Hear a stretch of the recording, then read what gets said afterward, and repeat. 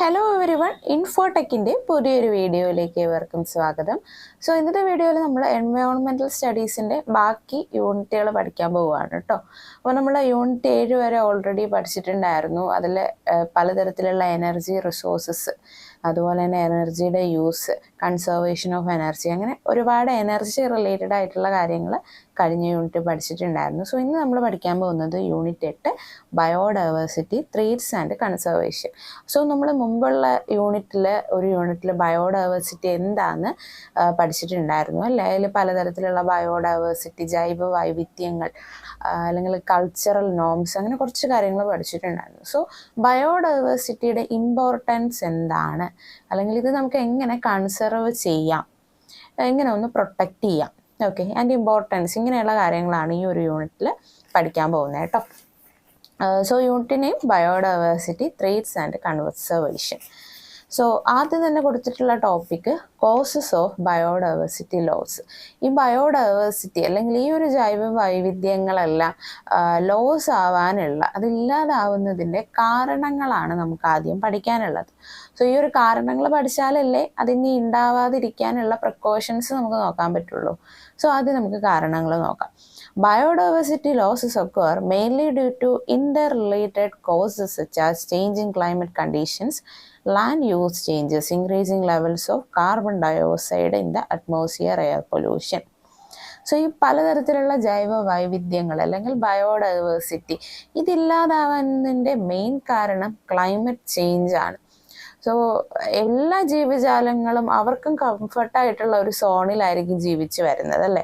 ഇപ്പം നമ്മളിപ്പോൾ ഈ ഒരു ക്ലൈമറ്റിൽ ജീവിക്കുകയാണ്, പെട്ടെന്ന് ഒരു ദിവസം നമ്മൾ ഉറക്കം എണീക്കുമ്പോൾ നമ്മളെ കൊണ്ടൊരു ഭയങ്കര തണുപ്പുള്ള ഒരു സ്ഥലത്ത്, നമ്മളെ കൊണ്ട് സർവൈവ് ചെയ്യാൻ പറ്റാത്ത സ്ഥലത്ത് നമ്മളെ കൊണ്ട് ഇടുവാണെങ്കിൽ നമുക്കത് ഒരിക്കലും അവിടെ നിന്ന് സർവൈവ് ആയി വരാൻ പറ്റില്ല.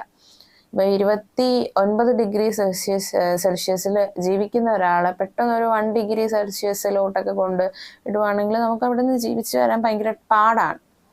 അപ്പോൾ പല എക്യുപ്മെൻറ്റ്സ് യൂസ് ചെയ്ത് സർവൈവായി വരാൻ പറ്റുമെങ്കിലും നമ്മൾ ആ ഒരു ഹാബിറ്ററ്റിന് അവിടെ ചേഞ്ച് ആവുകയാണ്. നമ്മളെ ദൈനംദിന രീതികളും ജീവിതശൈലികളെല്ലാം അവിടെ കൺവെർട്ടായി ചേഞ്ചായി പോവുകയാണ്. സോ അവിടെ മനുഷ്യന് പോലും സർവൈവായി വരാൻ പറ്റുന്നില്ല. അപ്പോൾ മിണ്ടാ പ്രാണികളുടെ കാര്യങ്ങൾ പറയണോ, അല്ലെങ്കിൽ മൃഗങ്ങളുടെയും പ്ലാന്റ്സിൻ്റെയൊക്കെ കാര്യങ്ങൾ നമുക്ക് ചിന്തിക്കാവുന്നതല്ലേ ഉള്ളൂ. സോ ഈ ഒരു ക്ലൈമറ്റ് ചേഞ്ച് കാരണവും അല്ലെങ്കിൽ പെട്ടെന്നുണ്ടാവുന്ന കാർബൺ ഡയോക്സൈഡിൻ്റെ അളവ് കൂടുന്നത്, ഈ ഒരു അറ്റ്മോസ്ഫിയറിലെ അളവ് കൂടുന്നതും, പിന്നെ ലാൻഡ് യൂസ് ചേഞ്ചസ്, ഭൂമി ഉപയോഗിക്കുന്ന രീതികളിൽ വരുന്ന മാറ്റങ്ങളൊക്കെയാണ് ബയോഡൈവേഴ്സിറ്റി ലോസസിന് കാരണം. ഓക്കെ, ഈ ബയോഡൈവേഴ്സിറ്റി ലോസ് എന്ന് പറയുമ്പോൾ എന്താണ് അവിടെ നഷ്ടപ്പെടുന്നതെന്ന് നമുക്ക് നോക്കാം. ഒന്നാമത്തത് ഹാബിറ്ററ്റ് ലോസ് ആണ്. It means the process in which A habitat becomes incapable of supporting it's native species. അതായത് നമ്മൾ നേരത്തെ പറഞ്ഞ പോലെ നമുക്ക് എന്തായാലും ഒരു ഹാബിറ്ററ്റ് അല്ലെങ്കിൽ ഒരു ശൈലി ഉണ്ടാവും അല്ലേ.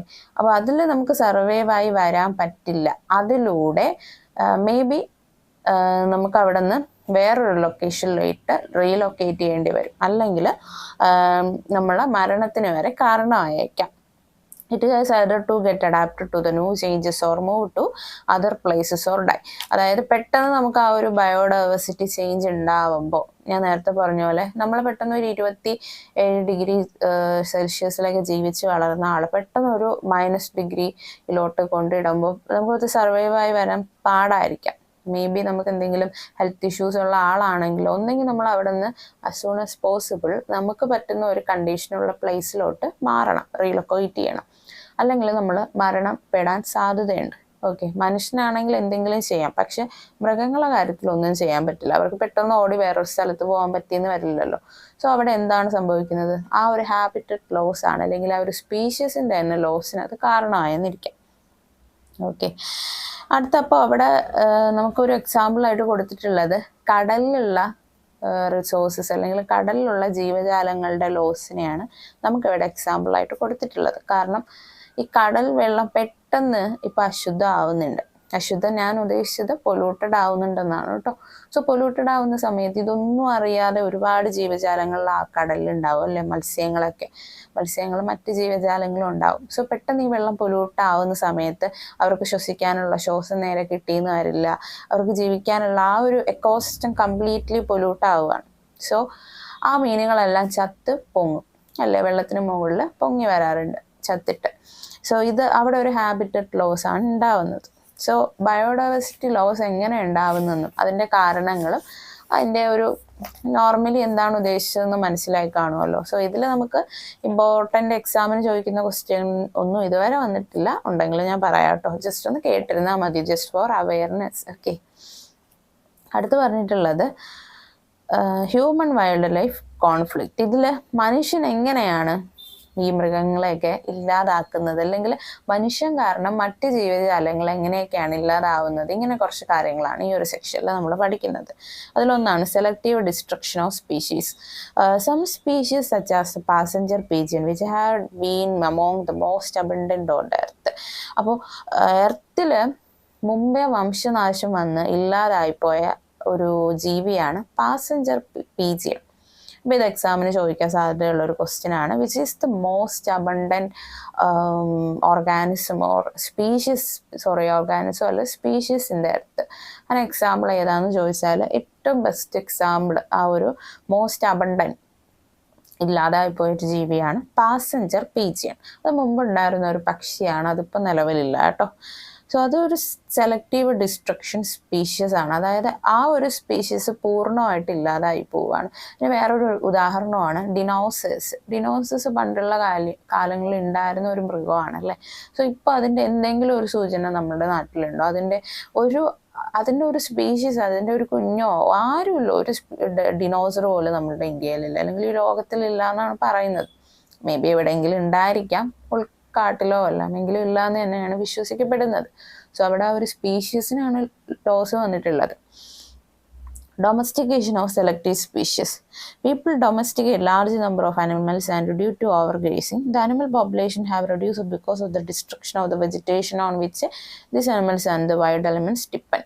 ഇത് സംഭവിക്കുന്നത് മനുഷ്യൻ ചെയ്യുന്ന ഇൻഡയറക്റ്റ് ആയിട്ട് ചെയ്യുന്ന കാരണങ്ങളിലൂടെ, ഇൻഡയറക്റ്റ് ആയിട്ട് അല്ലെങ്കിൽ മനുഷ്യൻ ചെയ്യുന്ന പ്രവർത്തികളിലൂടെ ഇൻഡയറക്റ്റ് ആയിട്ട് അനിമൽസിന് വരുന്ന ഡിസ്ട്രക്ഷനാണ് ഇവിടെ ഉദ്ദേശിച്ചിട്ടുള്ളത്. അതായത് ഇപ്പോൾ ഈ കാടും ആളുകൾ ജീവിക്കുന്ന സ്ഥലങ്ങളും അടുത്തടുത്ത് വരുന്ന പ്രദേശങ്ങളുണ്ട്. ഓക്കെ, അവിടെ മേ ബി ഒരു പുഴ ഉണ്ടായിരിക്കും, പുഴ അല്ലെങ്കിൽ ഒരു അഗ്രികൾച്ചർ ഫീൽഡൊക്കെ ഉണ്ടായെന്ന് വരാം. സോ ഈ വൈൽഡ് അനിമൽസ് ഡെയിലി ഡിപ്പെൻഡ് ചെയ്തിട്ടുള്ളത് ഈ ഒരു പുഴയിലെ വെള്ളമായിരിക്കും, അവർ വെള്ളം കുടിക്കാനായിട്ട്. സോ പെട്ടെന്നൊരു ദിവസം മനുഷ്യൻ ചെന്നിട്ട് ആ ഒരു പുഴ മണ്ണിട്ട് മൂടുന്ന സമയത്ത് ഈ ഒരു അനിമൽസിന് മേ ബി വേറെ വെള്ളം കിട്ടാത്തൊരവസ്ഥ വന്നേക്കാം. അങ്ങനെ വരുമ്പോഴത്തേക്ക് എന്ത് ചെയ്യും, ആ ഒരു കംപ്ലീറ്റ് സ്പീഷീസ് അല്ലെങ്കിൽ അവിടെയുള്ള എല്ലാ മൃഗങ്ങൾക്കും അത് ദോഷം ഉണ്ടായേക്കാം. ഓക്കെ, അതാണ് ഇവിടെ ഉദ്ദേശിച്ചിട്ടുള്ളത്. പിന്നെ എങ്ങനെയൊക്കെയാണ് മനുഷ്യൻ മൃഗങ്ങളെയൊക്കെ അല്ലെങ്കിൽ മറ്റു ഓർഗാനിസത്തിനെ ദ്രോഹിക്കുന്നത്? Use of pesticides. അത് നമുക്കൊരിക്കലും മനുഷ്യൻ അറിയാതെ ചെയ്യുന്ന തെറ്റാന്ന് പറയാൻ പറ്റില്ല അല്ലേ.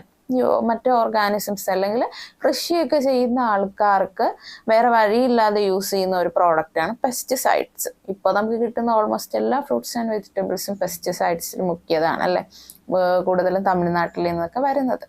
സോ ഈ പെസ്റ്റിസൈഡ്സ് എന്തിനാണ് അവർ യൂസ് ചെയ്യുന്നത്? വേറെ പ്രാണികളൊന്നും കയറി ഈ ഒരു ഫ്രൂട്ട്സും വെജിറ്റബിൾസും ഒന്നും നശിപ്പിക്കാതിരിക്കാനാണ്. പക്ഷെ അവരങ്ങനെ റെഗുലർ ബേസിൽ ഈ ഒരു പെസ്റ്റിസൈഡ്സ് യൂസ് ചെയ്യുന്നതിലൂടെ അവിടുത്തെ ഓർഗാനിസംസ് എല്ലാം മുഴുവനായിട്ട് നശിക്കുകയാണ് ചെയ്യുന്നത്. ഓൾസോ അത് ഹ്യൂമൻ ഹെൽത്തിനെ പോലും ബാധിക്കുന്നുണ്ട്.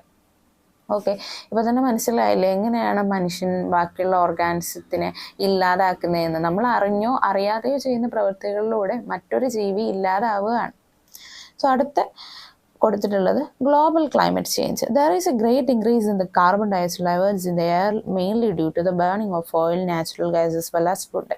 ഇത് മനുഷ്യൻ ചെയ്യുന്ന പ്രവൃത്തിയാണ്. മനുഷ്യനാണെങ്കിൽ എന്ത് ചെയ്യും, എല്ലാം വാരിയിട്ട് കത്തിക്കും അല്ലേ, പൊല്യൂഷൻ ഒന്നും നോക്കാതെ പബ്ലിക് പ്ലേസിലെടുത്ത് കത്തിക്കും.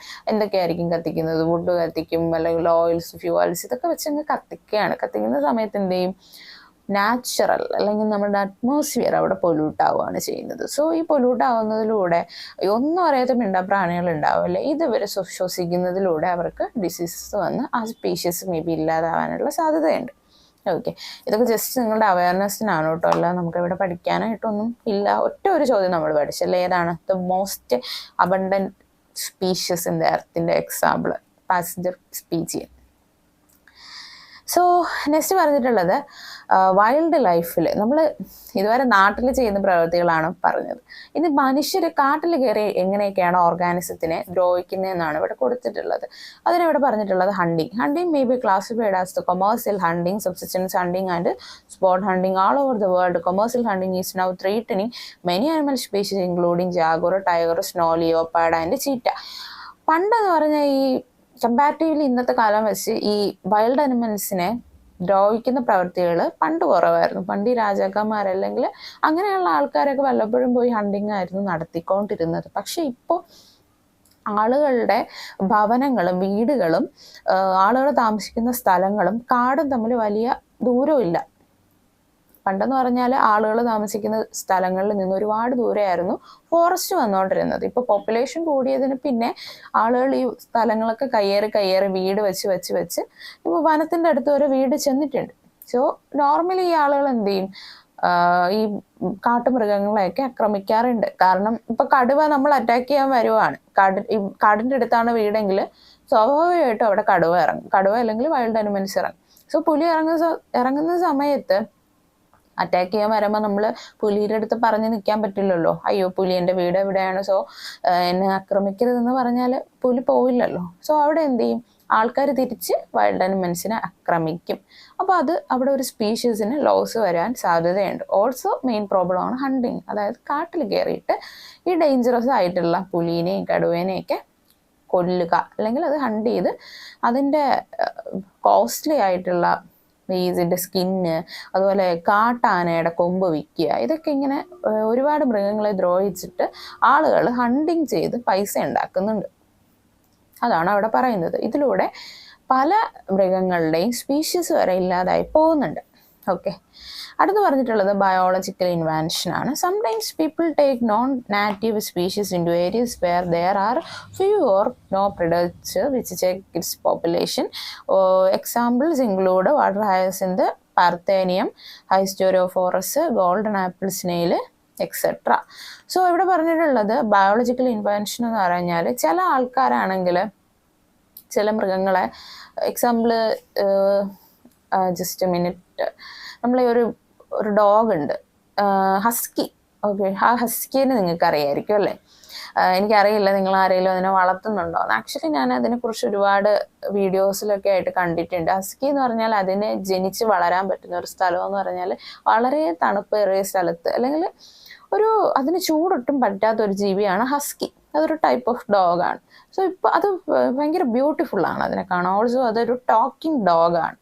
ഓക്കെ, നമ്മളുടെ ഒത്ത് കളിച്ച് രസിക്കാൻ പറ്റുന്ന ഒരു ഡോഗാണ്. സോ അതിൻ്റെ ഒറിജിൻ വരുന്നത് പുറത്തെ രാജ്യങ്ങളാണ്. ഓൾസോ അതിന് സർവൈവ് ചെയ്ത് വരാൻ പറ്റുന്നത് തണുപ്പുള്ള സ്ഥലങ്ങളിലാണ് ഈ ഒരു ഡോഗിന്.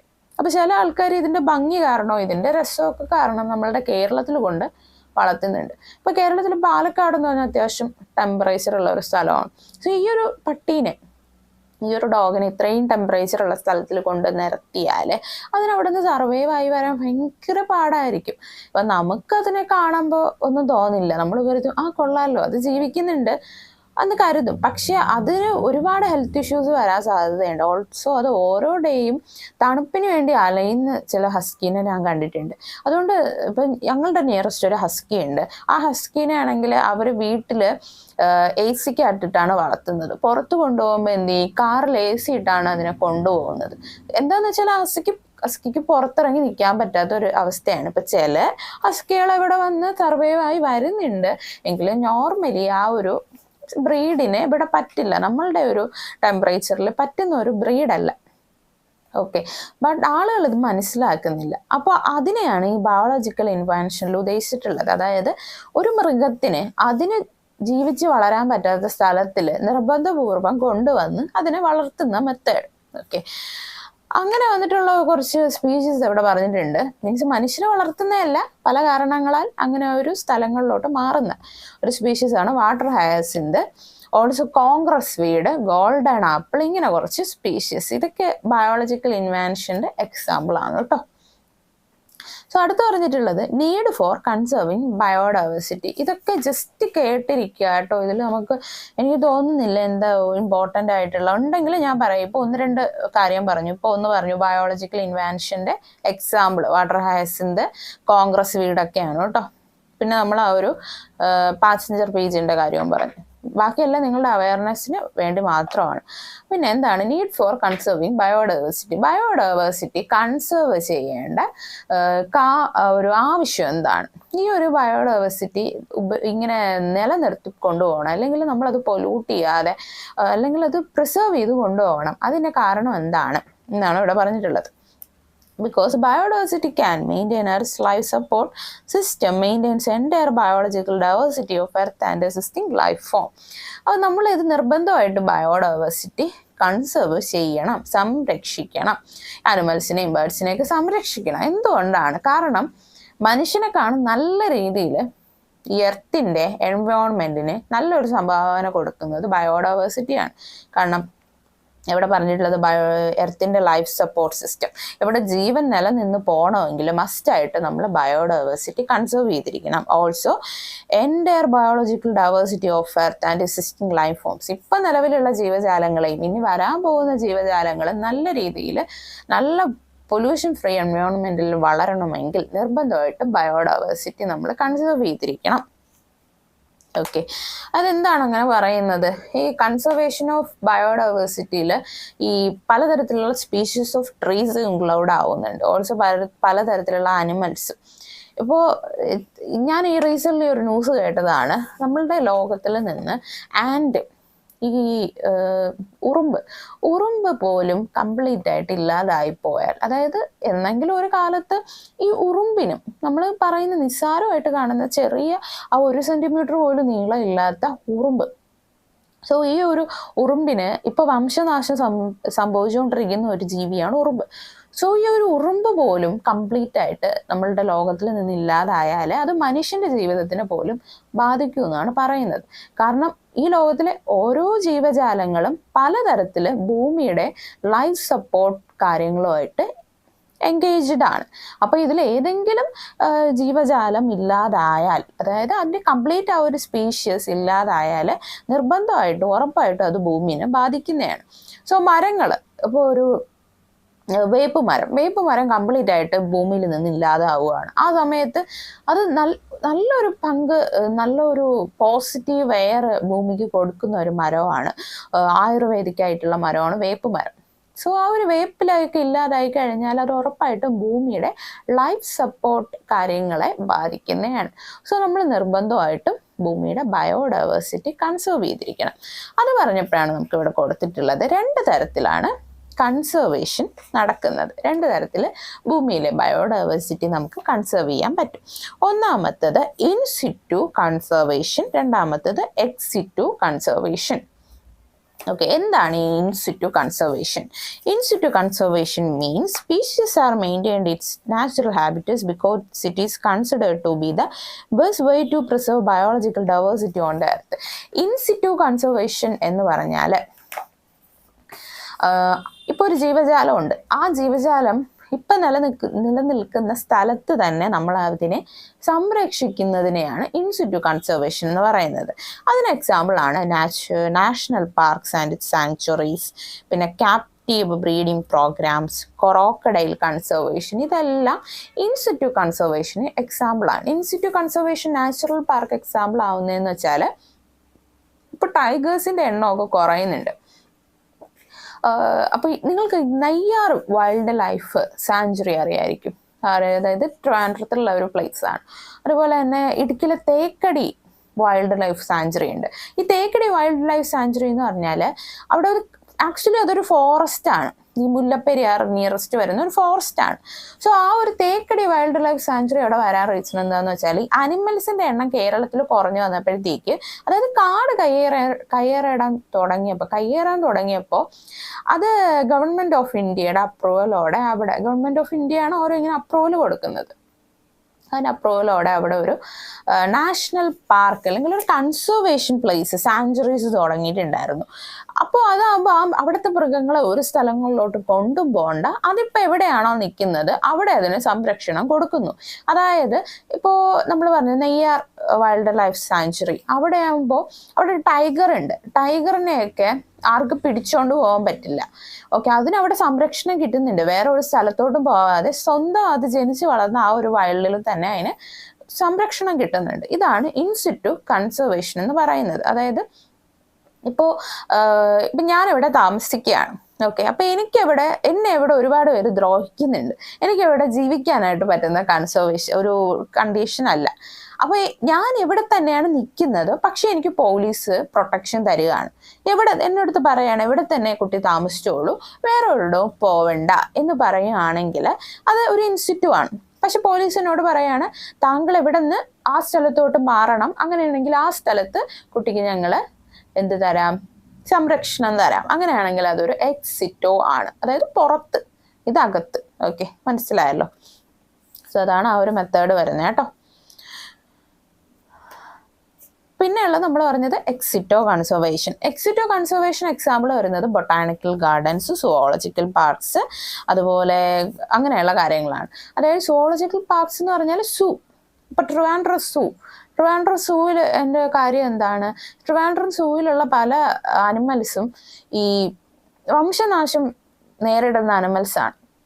കാരണം കാട്ടില് ഇപ്പോൾ അത് ഈ ഒരു വെള്ളക്കടുവ ഈ ഇടയ്ക്ക് ട്രിവാൻഡ്രം സൂവിൽ ഉണ്ടായിരുന്നു. അതിപ്പോൾ ഉണ്ടോയെന്ന് അറിയില്ല.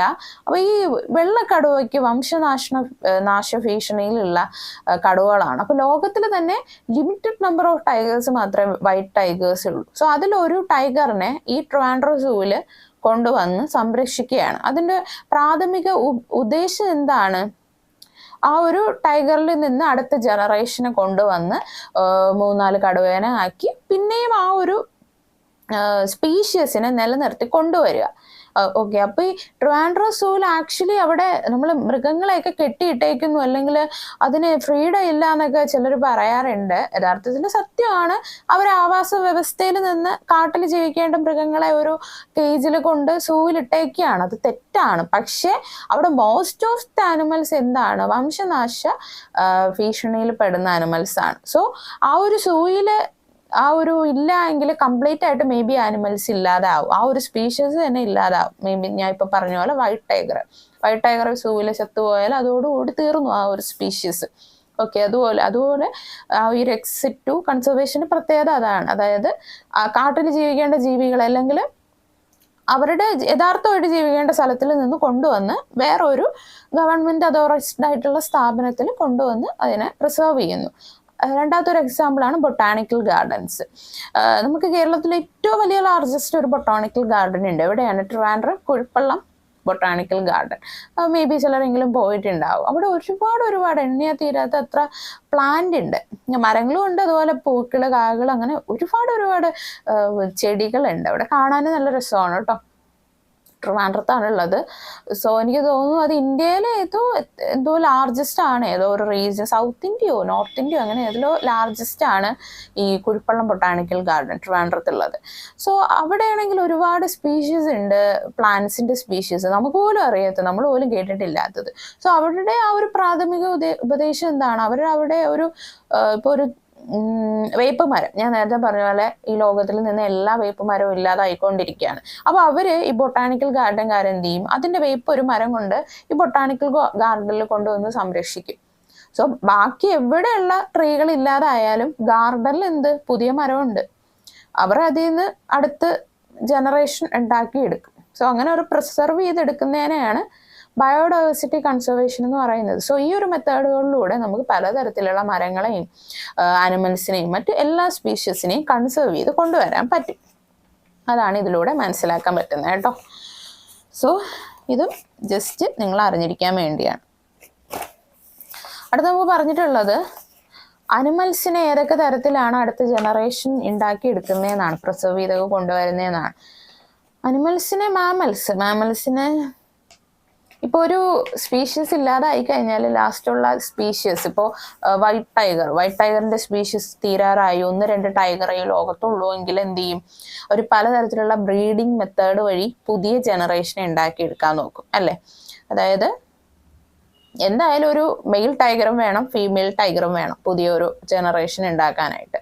ഒന്നെങ്കിൽ ആർട്ടിഫിഷ്യൽ ഇൻസെമിനേഷൻ, അല്ലെങ്കിൽ സൊമാറ്റിക് സെൽ, അല്ലെങ്കിൽ ഫോസ്റ്ററിങ്, ക്യാപിറ്റേവ് ബ്രീഡിങ്, ഇങ്ങനെ പലതരത്തിലുള്ള ബ്രീഡിങ് വഴി പുതിയ ജനറേഷൻ അവർ ഉണ്ടാക്കിയെടുക്കും. ഇത് ഉണ്ടാക്കിയെടുക്കാൻ കാരണം എന്താണെന്ന് വെച്ചാൽ, ഇപ്പോൾ ഞാൻ പറഞ്ഞു വൈറ്റ് ടൈഗർ ലോകത്തൊന്ന് മാത്രമേ ഉള്ളൂ എങ്കിൽ ഇതിപ്പോൾ ഒരു ഫീമെയിൽ ടൈഗറാണ്, ഇപ്പറയുള്ളത് ഒരു മെയിൽ ടൈഗറാണ്. അപ്പോൾ ഈ ഒരു ഫീമെയിൽ ടൈഗറിൽ നിന്ന് കുറച്ചധികം ഓവംസ് ഇവർ കീപ്പ് ചെയ്ത് വയ്ക്കും, ഈ സൂവിലുള്ളവർ.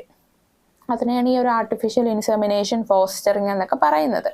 സോ ഈ ഒരു ഓവംസ് കീപ്പ് ചെയ്ത് വെച്ചിട്ട് മെയിൽ ടൈഗറിൽ നിന്നും കുറച്ചധികം സ്പേംസ് കളക്ട് ചെയ്ത് വെച്ചിരിക്കും. എന്നിട്ട് ഇത് മെഡിക്കൽ ലാബ് വഴി അവർ ഞാൻ പറഞ്ഞ പോലെ ക്യാപിറ്റേവ് ബ്രീഡിങ്, അല്ലെങ്കിൽ എംബ്രയോ സ്റ്റോറേജ്, ഈ ആർട്ടിഫിഷ്യൽ ഇൻസെമിനേഷൻ, ഇങ്ങനെ പല മെത്തേഡിലൂടെ ഇതിനെ ബ്രീഡ് ചെയ്തിട്ട് ഒരു പുതിയ ടൈഗർ കുഞ്ഞിനെ ഉണ്ടാക്കിയെടുക്കും. ഇവർ കുറച്ചധികം സ്റ്റോർ ചെയ്ത് വയ്ക്കുന്ന എന്തിനാന്ന് വെച്ചാൽ സൊമാറ്റിക് സെൽ, അതൊക്കെ സ്റ്റോറേജ് ആണ്.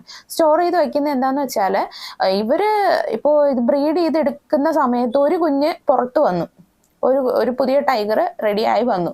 ആ സമയത്താണ് അതിൻ്റെ അമ്മയും അച്ഛനും ആയിട്ടുണ്ടായിരുന്ന ബാക്കി ഉണ്ടായിരുന്ന ആ ടൈഗർ ചത്തുപോകുന്നതെങ്കിൽ ഇവർക്ക് പിന്നെയും അടുത്ത കുഞ്ഞിനെ ഉണ്ടാക്കി എടുക്കണ്ടേ. അതിനാണ് അവരത് കുറച്ചധികം ഓവംസ് കീപ്പ് ചെയ്ത് വയ്ക്കുന്നത്. ഓക്കെ, ഇത് മനുഷ്യന്റെ കാര്യത്തിൽ നടക്കുന്നതാണ്. അതായത് ഈ കുഞ്ഞുങ്ങൾ പെട്ടെന്ന് ഉണ്ടാവാത്ത ദമ്പതികൾക്ക് അവരുടെ ഓവം എടുത്തിട്ട് ഇങ്ങനെ ഓരോ ഇത് ചെയ്യുന്നുണ്ട് മെഡിക്കൽ ലാബ് വഴി. ഓൾസോ വേറെ ഒരു മെത്തേഡ് ചെയ്യുന്നതാണ്, ഓവവും സ്പെർമും എടുത്തിട്ട് പുറത്തെടുത്ത് എംബ്രിയോ റെഡി ആക്കിയിട്ട് വുമണിൻ്റെ യൂട്രസിലോട്ട് അത് ഇഞ്ചെക്ട് ചെയ്തിടും. അപ്പോൾ അവിടെ കുഞ്ഞ് ആയി വരും. സോ ഇതേ പ്രൊസീജിയർ തന്നെയാണ് നമ്മളുടെ ആനിമൽസിൽ നടക്കുന്നത് കേട്ടോ. സോ ഇത് നമ്മളിപ്പോൾ പറഞ്ഞു വംശനാശം സംഭവിക്കാൻ പോകുന്ന ആനിമൽസിൽ എങ്ങനെയാണ് അടുത്ത ജനറേഷൻ ഉണ്ടാക്കുന്നതെന്ന്. അതുപോലെ തന്നെ പ്ലാന്റ്സിലും ചെയ്യുന്നുണ്ട്. പ്ലാന്റ്സിൽ ചെയ്യുന്നത് സീഡ് ബാങ്ക്, അതുപോലെ സീഡ് സ്റ്റോറിങ്, ടിഷ്യൂ കൾച്ചർ, ഇങ്ങനെയുള്ള മെത്തേഡിലൂടെയാണ് അടുത്ത ജനറേഷൻ ഉണ്ടാക്കിയെടുക്കുന്നത്. So seed bank, seed storing എന്നൊക്കെ പറഞ്ഞാൽ, ഇപ്പോൾ ഒരു ചെടിയുണ്ട്, എന്നിട്ട് ഇപ്പോൾ ഒരു ചെടിയെ അല്ലെങ്കിൽ 2 ചെടിയെ ബാലൻസ് ഉള്ളൂ ഈ ലോകത്തിൽ എങ്കിൽ അതിൻ്റെ സീഡ് കളക്ട് ചെയ്ത് വെച്ചിട്ട് ഓരോ ജനറേഷനായിട്ട് അവർ ഉണ്ടാക്കിയെടുക്കും. മേ ബി ഇത് ഫെയിലായി പോകാൻ സാധ്യതയുണ്ട് ഇങ്ങനെയൊക്കെ ചെയ്യുമ്പോൾ. ആനിമൽസിനാണേലും പ്ലാന്റ്സിലാണേലും ഫെയിലായി പോവുകയാണെങ്കിൽ അത് പിന്നെ നമ്മൾ എന്ത് പറയും, വംശനാശം സംഭവിച്ചു എന്ന് പറയും. പിന്നെ അത് ഉണ്ടാക്കിയെടുക്കാനുള്ള സ്കോപ്പില്ല. സോ ഇൻ കേസ് ഇവർ ഈ സീഡ് ബാങ്ക് ഒക്കെ ചെയ്ത് കഴിഞ്ഞ് പുതിയ മരങ്ങൾ ഉണ്ടാക്കിയെടുത്താൽ അവിടെ വംശനാശം സംഭവിക്കില്ല. അതുപോലെ ടിഷ്യൂ കൾച്ചർ കേട്ടിട്ടുണ്ടാവുമല്ലോ. സോ ഈ ഒരു മെത്തേഡിലൂടെയൊക്കെ പ്ലാന്റ്സിനെയും നമുക്ക് സംരക്ഷിക്കാനായിട്ട് പറ്റും. സോ അടുത്ത് നമ്മൾ പറഞ്ഞിട്ടുള്ളത് നാച്ചുറൽ റിസർവേഴ്സ് ആണ്. നമ്മളിപ്പോൾ പറഞ്ഞു മനുഷ്യൻ തന്നെ ഈ സ്പീഷീസിനെ സംരക്ഷിക്കുന്ന മെത്തേഡുകളാണ് പറഞ്ഞത്. In situ, ex situ conservation. അതായത് ഇൻസിറ്റുവിൽ നമ്മൾ പറഞ്ഞു, നാഷണൽ സാഞ്ചുറീസ് പറഞ്ഞു അല്ലേ. അതുപോലെ തന്നെ എക്സിറ്റൂല് സൂകളെ കുറിച്ച് പറഞ്ഞു, ബൊട്ടാണിക്കൽ ഗാർഡൻ. ഇതിലെല്ലാം മനുഷ്യൻ തന്നെയാണ് ആ ഒരു ജീവജാലങ്ങൾക്ക് ജീവിക്കാനുള്ള മെത്തേഡ് ചെയ്തു കൊടുക്കുന്നത്. സൂ ആണേലും ബൊട്ടാണിക്കൽ ഗാർഡൻ ആണേലും നാഷണൽ റിസർവേഴ്സ് ആണേലും അവിടെ മനുഷ്യനാണ് ഒരു പ്രൊട്ടക്ഷൻ കൊടുക്കുന്നത് ഈ ജീവജാലങ്ങൾക്കൊന്നും പറ്റാതിരിക്കാൻ. ഓക്കെ, ഇതല്ലാതെ നാച്ചുറൽ തന്നെ ഇവർക്ക് ഒരു രീതി കൊടുക്കുന്നുണ്ട്.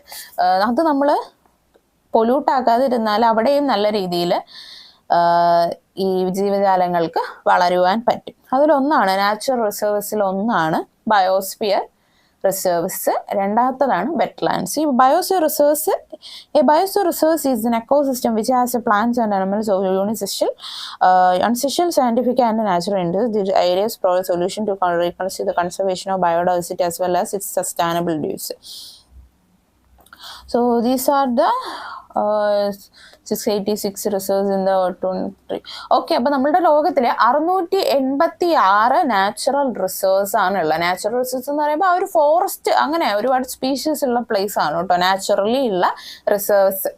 സോ ലോകത്തിൽ 686 റിസർവ്സ് ഉണ്ട്, നാച്ചുറൽ റിസർവ്സ് ഉണ്ട്. അപ്പോൾ എക്സാമിന് ചോദിക്കാവുന്ന അടുത്ത ക്വസ്റ്റ്യൻ നമ്മൾ ഇതിൽ നിന്ന് പഠിച്ചു. 686 നാച്ചുറൽ റിസർവ്സ് ഉണ്ട്. ഇതിൽ ഇന്ത്യയിൽ 122 there are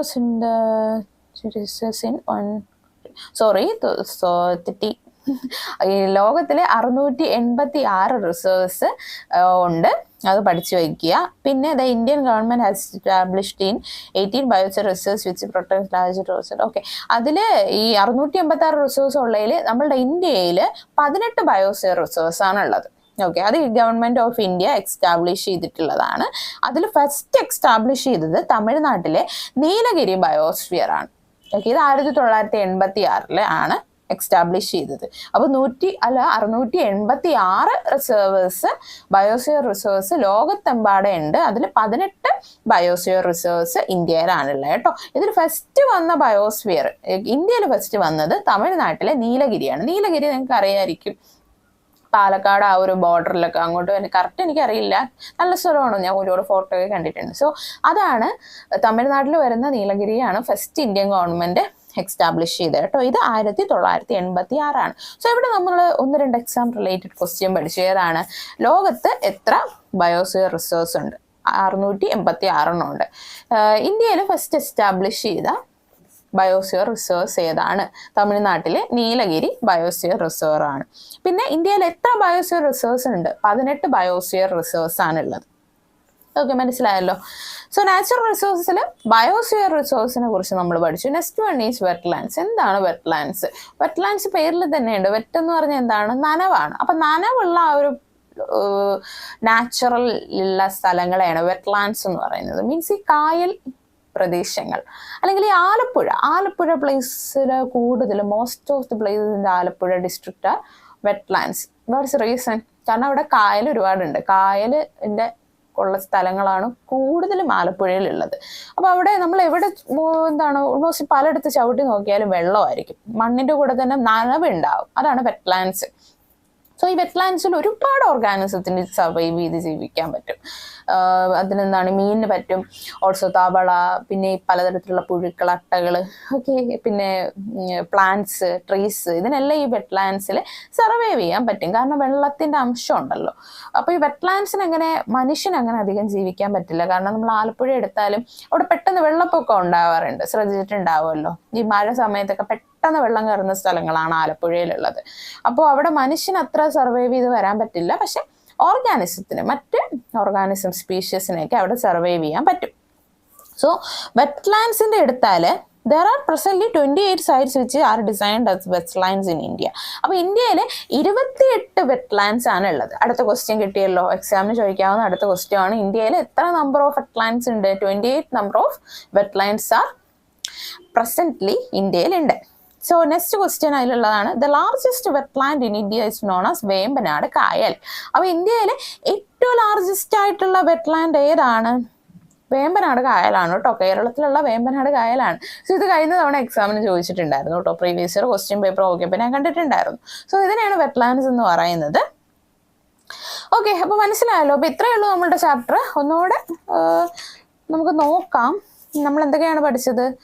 മെയിൻ നമ്മൾ പഠിച്ചത് ബയോഡൈവേഴ്സിറ്റി എങ്ങനെ പ്രിസർവ് ചെയ്യാം, ഓരോ സ്പീഷ്യസിനെ എങ്ങനെ പ്രിസർവ് ചെയ്യാം, സൂ ഒക്കെ ക്രിയേറ്റ് ചെയ്ത് സംരക്ഷിക്കുക, അല്ലെങ്കിൽ ബൊട്ടാണിക്കൽ ഗാർഡൻ വഴി ഇല്ലാതായി പോകുന്ന പ്ലാന്റ്സിനൊക്കെ പുതുജീവൻ കൊടുക്കാം.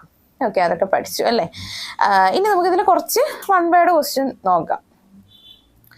The perfect example of selective destruction is, answer is passenger pigeon. നമ്മൾ ആദ്യം ഇത് പറഞ്ഞായിരുന്നു അല്ലേ. അതായത് സെലക്റ്റീവ് ഡെസ്ട്രക്ഷന് ഇത് മെയിൻ ആയിട്ടുള്ള എക്സാമ്പിൾ ആണ് പാസഞ്ചർ പീജിയൺ. രണ്ടാമത്തെ question, the main reasons for animal species extension at the current high rate set domestication of selective species of animals. അതായത് അനിമൽ സ്പീഷ്യസ് ഇല്ലാതായി പോകുന്നതിൻ്റെ പ്രധാന കാരണം എന്താണെന്നാണ് ചോദിച്ചിട്ടുള്ളത്. അതായത് അനിമൽസ് സെലക്റ്റീവ് സ്പീഷ്യസ് ആയിട്ട് ഇല്ലാതായി പോകുന്നതാണ് അതിന് കാരണമെന്നാണ് ഉത്തരം. Habitat modification may occur due to, ഉത്തരം fragmentation of original habitat, pollution, changes in species composition due to humans, all of the above ആണ് ഉത്തരം. പിന്നെ invasive species which causes skin allergies, congress weed, ഇത് നമ്മൾ പഠിച്ചിട്ടുണ്ടായിരുന്നു. ഇൻവാസീവ് സ്പീഷ്യസ് അതിലെ ഉദാഹരണമാണ്. അതിൽ allergies ഉണ്ടാക്കുന്ന ഈ സ്പീഷ്യസ് ഏതാണെന്നാണ് ചോദിച്ചിട്ടുള്ളത്. അതിൻ്റെ ഉത്തരം കോൺഗ്രസ് വീഡാണ്. സോ അതിൽ പിന്നെയുള്ള ഒരു total number of biosphere reserves in India are 18 ഇപ്പോൾ പഠിച്ചേ ഉള്ളൂ. Which of the following provides genetic insurance? ഏതാണ് ഉത്തരം? Seed bank. സീഡ് ബാങ്ക് അത് പറഞ്ഞപ്പോഴാണ്. സീഡ് ബാങ്ക് എന്ന് പറഞ്ഞാൽ നമ്മൾ പറഞ്ഞു ഈ സീഡ് സംരക്ഷിച്ചിട്ട് അടുത്ത ജനറേഷൻ ഉണ്ടാക്കുന്നതാണെന്ന്, അടുത്ത പ്ലാന്റ് ഉണ്ടാക്കുകയാണെന്ന്. അപ്പോൾ ഈ സീഡ് ബാങ്കിന്റെ പ്രത്യേകത എന്താണെന്ന് വെച്ചാൽ ആ സീഡിന് അതിന് ജനറ്റിക്കലി കുറച്ച് ഇതുണ്ടാവുമല്ലോ. അതായത് ഒരു പലതരത്തിലുള്ള മാവുണ്ട്. അപ്പം ഞാൻ ഒരു മൂവാണ്ടൻ മാവിൻ്റെ സീഡാണ് എടുത്ത് സൂക്ഷിക്കുന്നതെങ്കിൽ, അങ്ങനെ ഒരു മാവിൻ്റെ സീഡാണ് സൂക്ഷിക്കുന്നതെങ്കിൽ അതിന് സീഡ് ബാങ്കിലാണ്, ആ ഒരു മെത്തേഡിലാണ് സൂക്ഷിക്കുന്നതെങ്കിൽ അതിന് ജനറ്റിക്കലി ഒരു ഇതുണ്ടാവും. ഇത് പഴുക്കുമ്പോൾ ഈ കളറായിരിക്കും, ഇതിന് ഈ മധുരമായിരിക്കും, അല്ലെങ്കിൽ ഈ വലിപ്പം ഉണ്ടായിരിക്കും മാങ്ങയ്ക്ക്. അങ്ങനെയുള്ള ഒരു ജനറ്റിക്കലി ഫോളോ ചെയ്ത് വന്ന കുറച്ച് പോയിന്റ്സ് ഉണ്ടാവും. അപ്പം അതേ മെത്തേഡിൽ തന്നെ എനിക്ക് അടുത്ത മരവും വേണമെങ്കിൽ ഞാൻ സീഡ് ബാങ്ക് മെത്തേഡിൽ തന്നെ അതിനെ സൂക്ഷിക്കണം, അതിൻ്റെ ആ ഒരു മരത്തിൻ്റെ വിത്തിനെ. So artificial insemination can be beneficial in elephants. നമ്മൾ കുറച്ച് അനിമൽസിൻ്റെ അടുത്ത ജനറേഷൻ ഉണ്ടാക്കുന്ന മെത്തേഡ് പഠിച്ചിട്ടുണ്ടായിരുന്നു. അതിൽ ആർട്ടിഫിഷ്യൽ ഇൻസെമിനേഷൻ കൂടുതലായിട്ട് ഉപകാരപ്രദമായിട്ടുള്ളത് ആനകളിലാണെന്നാണ് ഇവിടെ പറഞ്ഞിട്ടുള്ളത്. സോ ഇത്രയേ ഉള്ളൂ ഈ ഒരു യൂണിറ്റ്, ചെറിയൊരു യൂണിറ്റ് ആണ്. സോ അടുത്ത യൂണിറ്റായിട്ട് കാണുന്നത് വരെ ഗുഡ് ബൈ.